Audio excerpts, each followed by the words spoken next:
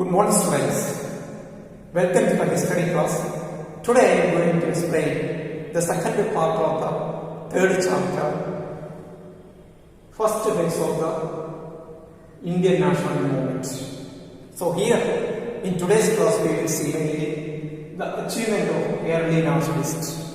So here many points I have written, and one of the main achievement of the early nationalists is that they could create a national awakening among the people. Means they could create a feeling among the Indians that they all belong to one country, that is India.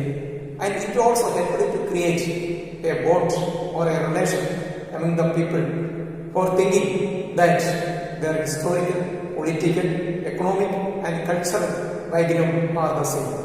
And another point is that they trained people in the field of politics by teaching the ideas of civil liberties, freedom, equality and nationalism. And the third point is that exposed the true nature of the British. They also exposed before the people the true nature of the British.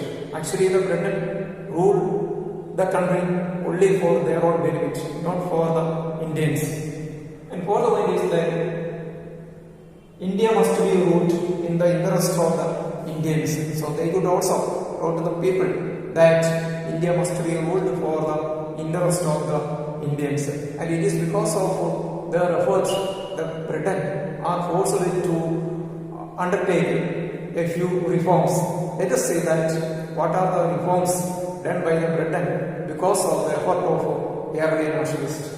First is the appointment of Public Service Commission in 1886, and another point is that simultaneous examination for ICSE. ICSE means Indian Civil Service in Britain as well as in India. And another point is that appointment of the Welby Commission in 1859. Welby Commission means a commission appointed by the Britain in order to investigate the unnecessary expenditure in India by the Britain. And then next is that Indian Council of Might 1892. So these are the main reforms done by the Britain due to the effort of early nationalists. Moving ahead, we can say that in which are the areas the early nationalists were criticized for their inaction. First of all, that prayers, petitions and protests. The early nationalists merely passed the resolutions and sent it to the British for accepting this. And from their part, there were no meaningful action to challenge the imperialists. They waited for the generosity of the British. And next is that the British interest clashed with each other. India's interest and the British interest were entirely different. The British used the Indian resources mainly to increase their wealth. So the interest of the both of the countries were completely different. And finally, failed to draw masses into the national movement. The early nationalists failed to draw or to bring the masses or to the people of the country or the common people of the country into the national movement. The early nationalists were mainly led by urban educated Indians who were the professionals such as lawyers, teachers and many business people. They did not get the support of the common people of the country.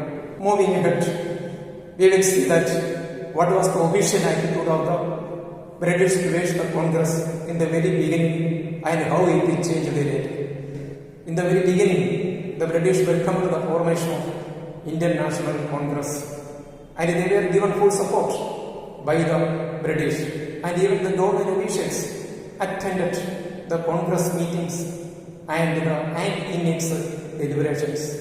Congress members even invited for a garden party by the Lord Viceroy in Kolkata, and they were invited for also a party by the Governor of Chennai. But later, the British government found that the Congress is diverting from the social activities to the political affairs.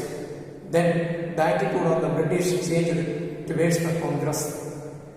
And so, the Viceroy, Lord Dufferin, described the Indian National Congress only as a microscopic organization representing only minorities.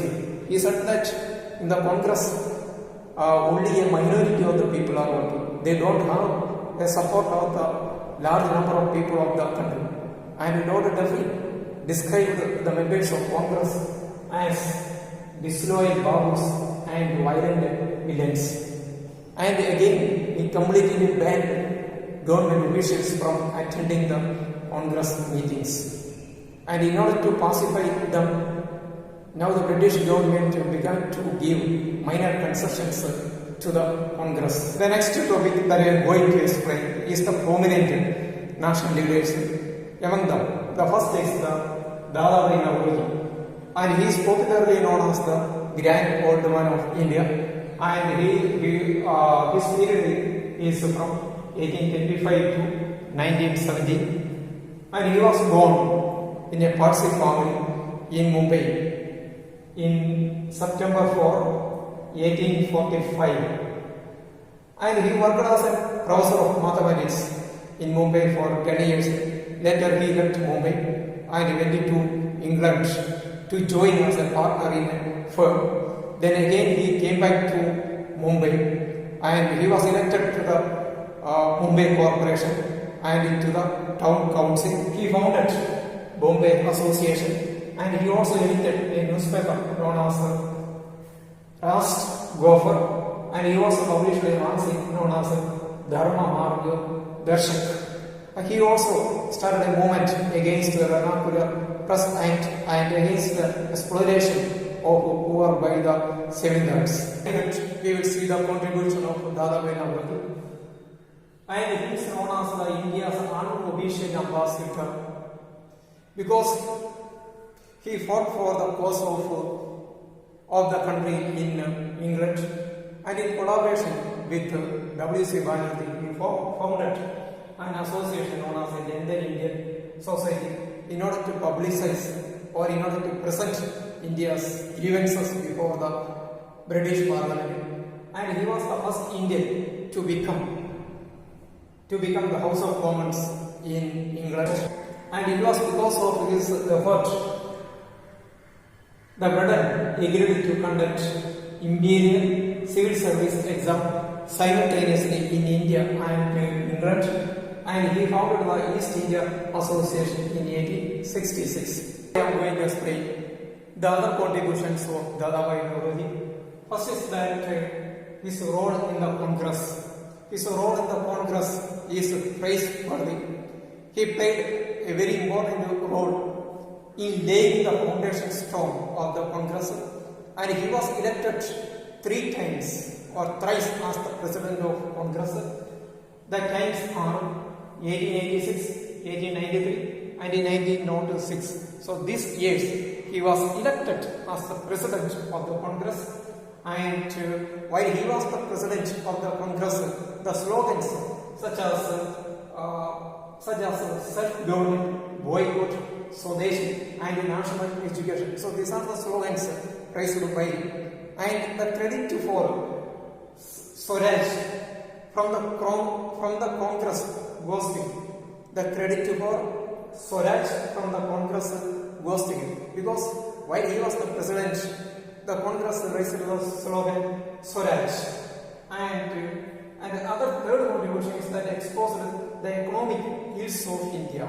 According to him, the main economic ills of India is the exploitation of India by the British. Means, according to him, it was due to the exploitation of India by the Britain. India faces all the economic ills, and that he very clearly explained in the book Poverty and Un-British Rule in India. And in his book Drain Theory, he explained how India's resources was drained to England and India became a poor. The person was passed away in 1970, leaving behind a lesson of selfless service to the nation. Next time moving to the another popular leader of early nationalist. His name is Gopal Krishna Gokhale. His time is 1866 to 1915. And he was born in Golgapur in Mumbai. He was a professor of history and economics. He was influenced by the ideas of M.G. Ranade, and he joined the association Deccan Education Society founded by M.G. Ranade. Later he went to England on behalf of the same association in order to present India's views before the Wilby Commission, and he was awarded CIE, means Companion of Indian Empire, and he presided over the Varanasi section of the Congress in 1905. The contribution of Gopal Krishna Gokhale. He always followed a peaceful means to achieve his goals, means within the limit of the constitution. But he severely criticized the Congress for its lapse. And he also criticized the government for incurring a huge expenditure on the British army, and that money can be used channelized for the welfare of Indians.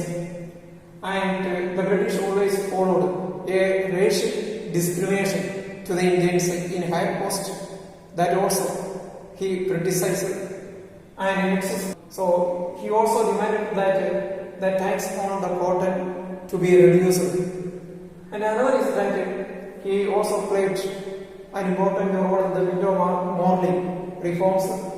Then he served as a member of Indian Public Service Commission, and he forced the Britain or Peshawar the Britain not to enforce the partition of Bengal. What are the other contributions of Gopal Krishna Gokhale? He established Servants of India Society in 1905.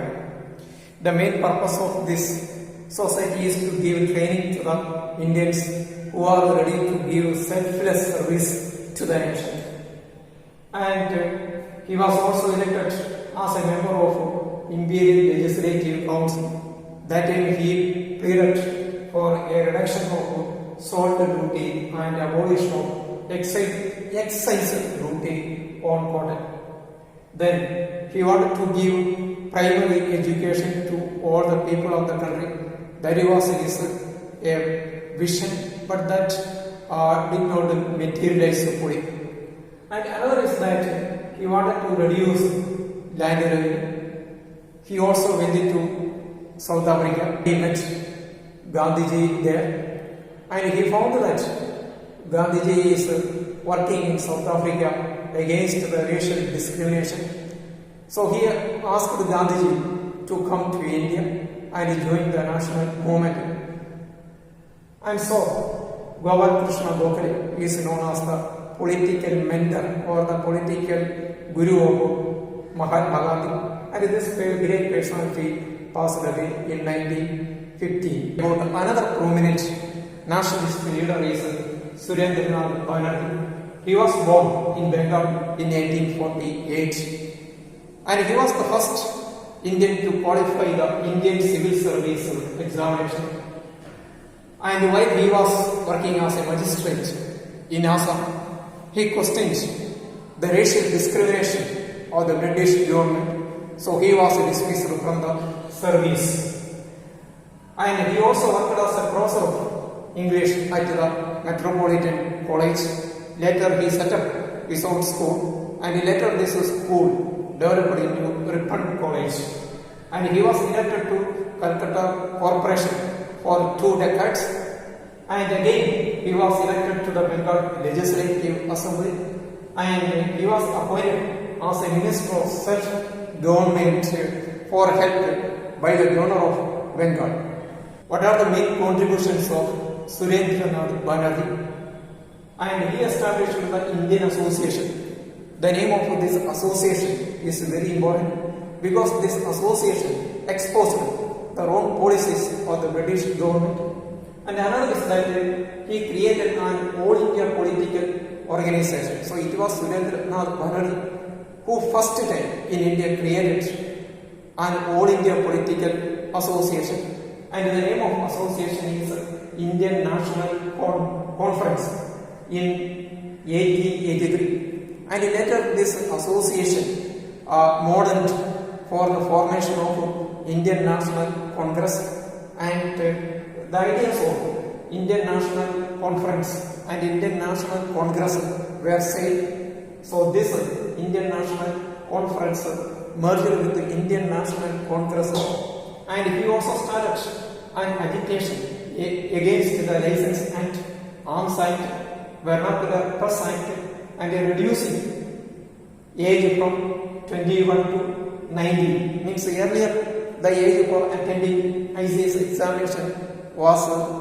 19, but also because of his efforts, that would be changed from 19 to 21. So these are the main contributions of Surendranath Banerjee.